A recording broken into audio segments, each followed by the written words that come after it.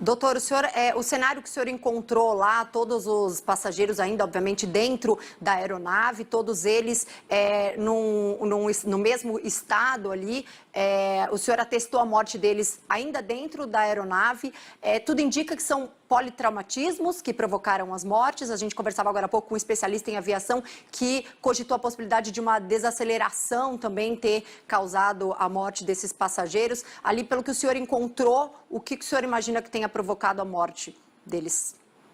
O Andressa, exatamente. Eu fui o primeiro a entrar na aeronave, né?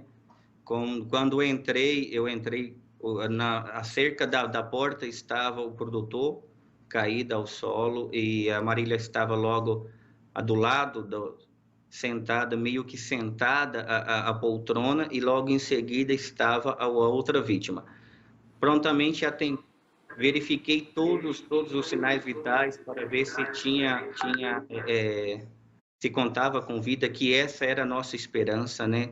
Era só isso que nós queríamos naquele momento, era só isso que queríamos que tivéssemos, mas assim, provavelmente a causa da morte realmente foi politraumatismo. Não se sabe a nave, então assim, se estavam de cintos ou não, eu não sei afirmar para o senhor se esse cinto se rompeu durante a queda, se esse cinto se rompeu durante algum momento. Então, assim, durante o atendimento, quando nós estávamos retirando os corpos, não se observava cinto, mas também não posso afirmar para o senhor se realmente estava ou não. Os corpos estavam, infelizmente, no meio da aeronave mesmo, assim, os três, e mais adiante os dois pilotos, né, que também estava sem sinais vitais, estava sem vida.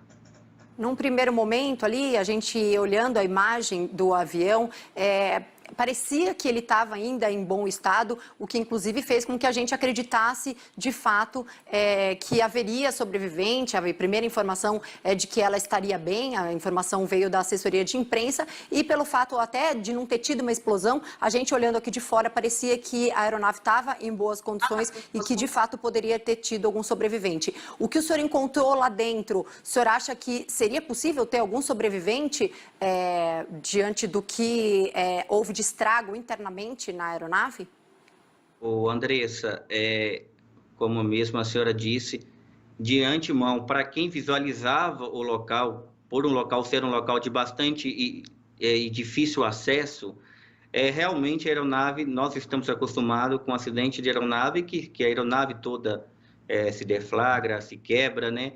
E assim, pelo que estava dentro da aeronave, pela a situação que eu me deparei dentro da aeronave, é quase impossível estar com vida. Assim, a aeronave estava bastante danificada, bastante quebrada, tinha pertences, malas sobre as vítimas. Então, assim, por fora realmente parecia que o estrago não foi tão grande, mas por dentro a aeronave estava bastante danificada. E assim, era muito difícil pelo estado interno da aeronave ter alguém com vida. O senhor citou que está acostumado a fazer resgates em acidentes aéreos e tudo mais. E há testemunhas que dizem que a causa foi realmente bater ali na fiação, na rede elétrica, o que já havia sido alertado por outros pilotos. É o primeiro acidente do tipo do qual o senhor trabalha, de aeronave que bate na rede de alta tensão? Exatamente. E assim, esse é o primeiro atendimento por essa suspeita de acidente, e não sabíamos até então. Foi a primeira pergunta que eu fiz para o pessoal do Corpo de Bombeiro. A assassina está segura?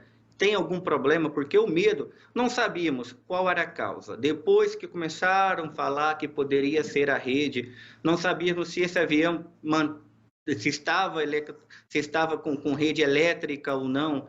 Não sabíamos se esse avião ainda tinha alguma pane, ou pela quantidade de combustível que estava caindo e até no local. Então, assim, não se sabe. E realmente foi o primeiro atendimento que eu fiz dessa magnitude, assim, dessa complexidade toda.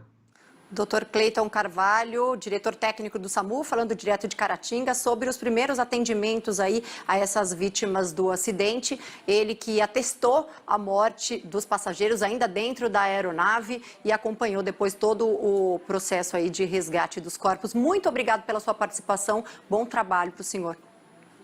Imagina, me coloca à disposição. Obrigado a vocês.